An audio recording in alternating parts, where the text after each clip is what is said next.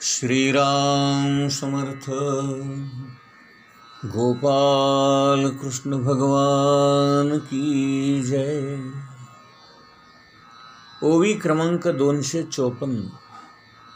इही बोधाची रोपे लुंचिली, सुखाची लिपी पुसिली, जिव्हारी आगी सुदली तापत्रयाची. ज्ञानेश्वर महाराज म्हणतायत, या अहंकाराने ज्ञानाची मी जी काही रोपटी लावली होती ती मुळासकट उखडून टाकली. सुखाचं नाव सुद्धा त्याने मागं राहू दिलं नाही.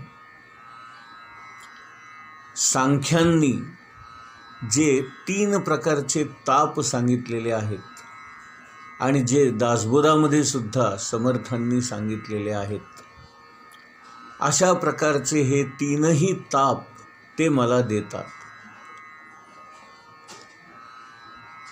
मागे आपण हे ताप कसे असतात, काय असतात हे सविस्तर पाहिलंच आहे. आधी भौतिक ताप म्हणजे आपल्या देहाला होणारे ताप. आधी दैविक म्हणजे या जगामध्ये ज्या काही देवता आहेत त्या आपल्या कर्माप्रमाणे आपल्याला योग्य ती फळं देतात. त्यापासून जे काही ताप होतात त्यांना आधी दैविक असं म्हणतात. आणि आध्यात्मिक ताप म्हणजे मानसिक दुःख, क्लेश. आपण जर फक्त 2 प्रकारची दुःख मानली, शारीरिक आणि मानसिक, त्याच्यामध्ये सर्वच दुःख येतात. म्हणून रामदास स्वामी स्पष्टपणे विचारतात, जगी सर्व सुखी असा कोण आहे?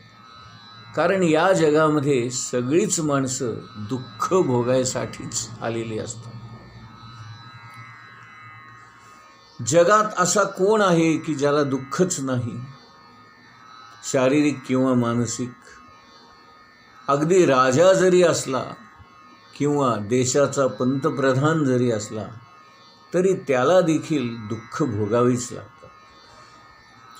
इंद्रियांचे भोग कुणाही माणसाला कधीही चुकलेले नाहीत.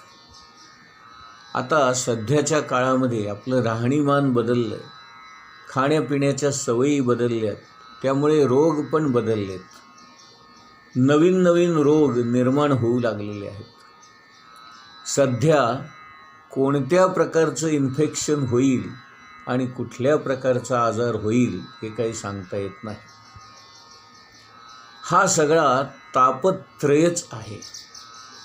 म्हणून इथे ज्ञानेश्वर महाराज म्हणतात, जिव्हारी आगी सुदली तापत्रयाची. म्हणजे हे तापत्रय अगदी आपल्या जिव्हारी लागावे इतक्या प्रकारे आपला छळ करतात. पुढच्या ओवीमध्ये ते म्हणतात, हे अंगा तव घडले, जीवीची साथी आथी जडले, परी नातुडती गिवसले ब्रह्मादिका. ज्ञानेश्वर महाराज म्हणतात, या इंद्रिय भोगांच्या ज्या वासना असतात त्या जीवाला अतिशय चिकटून असतात. त्या इतक्या चिकटलेल्या असतात की प्रत्यक्ष ज्याने आपल्याला निर्माण केलंय त्या ब्रह्मदेवानी जरी त्याचा शोध घेतला तरी त्याला ते सापडणार नाही. मोठे मोठे लोक, महान लोक हे सुद्धा इंद्रिय सुखाचा विचार करतात, तरी देखील त्यांना याचा पत्ता लागत नाही. इतकं हे खोल खोल रुतलेलं असतं. पुढच्या ओवीमध्ये म्हणतायत, हे चैतन्याचे शेजारी वसती ज्ञानाच्या एका हारी, म्हणोनी प्रवर्तले महामारी सावरती ना. हे कसे असतात तर त्या चैतन्यरूपी असणाऱ्या परब्रह्म स्वरूपाच्या शेजारीच असतात. त्यांची वस्ती ज्ञानाच्या शेजारी जोडीलाच असते. परंतु असं असून देखील ते आपला सर्वनाश करायला टपलेलेच असतात.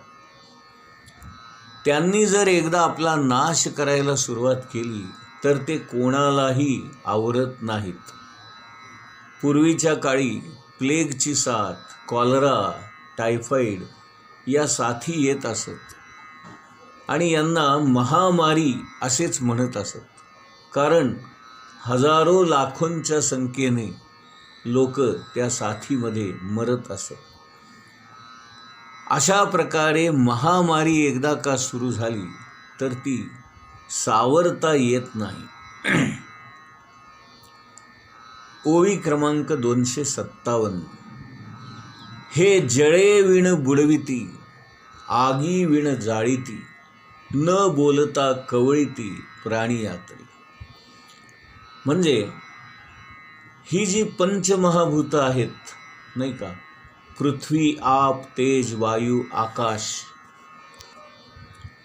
या पंचमहाभूतांचा जेव्हा काही प्रकोप होतो किंवा ती विध्वंस करू लागतात तेव्हा त्यांच्यापुढे माणसाचं काहीही चालत नाही. पृथ्वीचा प्रकोप म्हणजे भूकंप होणे, त्याहीपेक्षा ज्वालामुखी भडकला म्हणजे काय विनाश होतो. महापूर आला, आग लागली तर किती भयानक रौद्र स्वरूपाने हानी होते. परंतु काम, क्रोध हे विकार मात्र या पंचमहाभूतांपेक्षाही जास्त विनाशकारी आहेत. कारण हे आपल्याला पाण्याशिवायच बुडवतात, आगीशिवाय जाळतात आणि काहीही न बोलता तुम्हाला बंदिवान बनवून टाकतात, तुमचा प्राण घेतात आणि तुम्हाला पत्तासुद्धा लागू देत नाही. हे शस्त्रे विण साधिती, दोरे विण बांधिती, ज्ञानियासी तरी वधिती पैज घेऊन. काम, क्रोध हे जे विकार आहेत ते शस्त्राशिवायच माणसांचा घात करतात, शिकार करतात. यांना बांधण्यासाठी दोऱ्याची आवश्यकता पडत नाही. ते दोऱ्याशिवाय आपल्याला बांधून टाकतात, जखडून टाकतात. अगदी पैज लावून ज्ञानी माणसांचा सुद्धा हे घात करतात. इथे विश्वामित्राचं उदाहरण आपल्याला डोळ्यापुढे आणावं लागेल. एवढा मोठा ज्ञानी, एवढा मोठा तपस्वी, एवढा मोठा तपश्चर्या करणारा तेजस्वी ऋषी, परंतु एका मेनकेला त्यांनी पाहिलं काय आणि त्यांच्या जीवाची घालमेल झाली काय. इतक्या हजारो वर्षांचं केलेलं तपसामर्थ्य या एका काम वासनेपुढे क्षुद्र ठरलं. कुस्तीमध्ये एक डावपेच असा असतो की त्याला पट्टी मारणं असं म्हणतात. म्हणजे प्रतिस्पर्धी मल्ल जो असतो त्याला वरून आपटतात.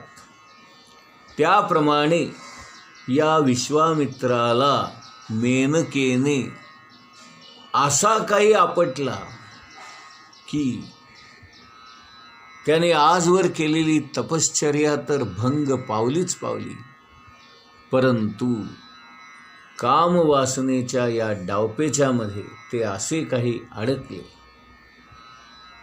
की विश्वामित्रासारख्या माणसांची जर अशी अवस्था होते तर तिथे तुमच्या आमच्या सामान्य माणसाचं काय होईल हे सांगता येत नाही. आणि म्हणून हे विकार जे असतात ते अगदी पैज लावून ज्ञानातल्या ज्ञानी माणसाला सुद्धा अशा प्रकारे अधपतित करतात. त्याला कुठे नेऊन टाकतील हे सांगता येत नाही. स्वामी विवेकानंदांच्या बाबतीतही एक प्रसंग असा घडला. ते अमेरिकेमध्ये असताना एक बाई त्यांच्या फारच मागे लागली होती. तर परंतु विवेकानंद हे अत्यंत सावधपणाने वागत असल्यामुळे त्यांनी त्या बाईपासून आपली सुटका करून घेतली. इथे समर्थांची एक ओवी फारच अप्रतिम आहे. समर्थ रामदास स्वामी म्हणतात, अभ्यासे प्रगट व्हावे ना तरी गुप्तची असावे, प्रगट होऊनी नासावे हे बरे नव्हे. काय सामर्थ्य होतं समर्थांचं, काय व्यक्तिमत्व होतं, आणि म्हणूनच ते समर्थ होते. आणि इथे आपण हा जो ज्ञानेश्वरीचा अभ्यास करतो आहोत, हे ज्ञानेश्वर महाराज देखील केवळ 16-17 वर्षाचे आहेत. परंतु 60-65 वर्षाच्या माणसाला देखील येणार नाहीत इतके सगळे अनुभव त्यांनी या ज्ञानेश्वरीमध्ये आपल्या सर्वांच्याच कल्याणासाठी उद्घोषित केलेले आहेत. त्यांना जीवनामध्ये इतके काही चांगले वाईट अनुभव आलेले आहेत. त्यांनी जीवनाचं इतकं काही समग्र ज्ञान प्राप्त करून घेतलेलं आहे. आणि म्हणूनच ज्ञानेश्वरी हा परमार्थ मार्गावरील सर्व ग्रंथांचा राजा आहे असं मानलं जातं. ओवी क्रमांक 259. हे चिखले विण रोविती, पाशके विण गोविती, हे कवणा जोगे न होती आतवटेपणे. हे काम क्रोध विकार कसे आहेत, तर चिखल नसताना सुद्धा आपल्याला जणू काही त्या चिखलामध्ये अडकवून टाकतात, गाडून टाकतात. पाश नसताना सुद्धा त्या पाशाच्या बंधनामध्ये आपल्याला अडकवतात. हे विकार इतके खोल खोल आतमध्ये रुतून बसलेले असतात की दुसरा कुणीही त्यांच्या इथपर्यंत खोल जाऊ शकत नाही. आणि म्हणून त्या खोलातून कोणत्या वेळी कोणती वासना बाहेर येईल हे काही सांगता येत नाही. संतांचं एक मुख्य लक्षण असं असतं की त्यांना तुम्ही कधीही पहा, दिवसा पहा, रात्री पहा, चालताना पहा, बोलताना पहा, जेवताना पहा, त्यांच्यामध्ये कधीही क्षुद्रपणा नसतो.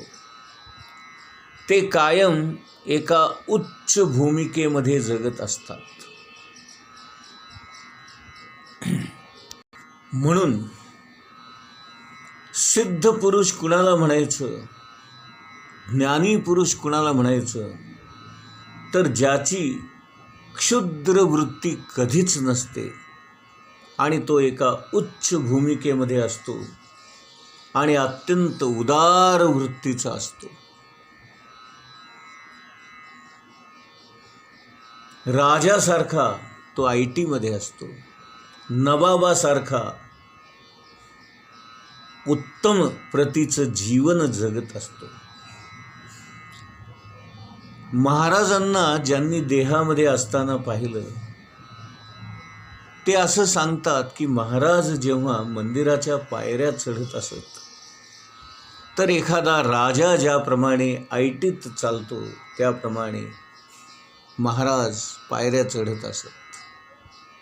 त्यांचा रुबाब, त्यांची ऐट ही अगदी बघण्यासारखी असे. आता आपण या अध्यायातला 38वा श्लोक बघूया. धूमेन आव्रियते वह्निर यथा आदर्शो मलेन च, यथा उल्बेन आवृतो गर्भस तथा तेन इदम आवृतम. धूमेन आव्रियते वह्निर यथा आदर्शो मलेन च यथा उल्बेन आवृत्तो गर्भस्तथा तेन इदम आवृतम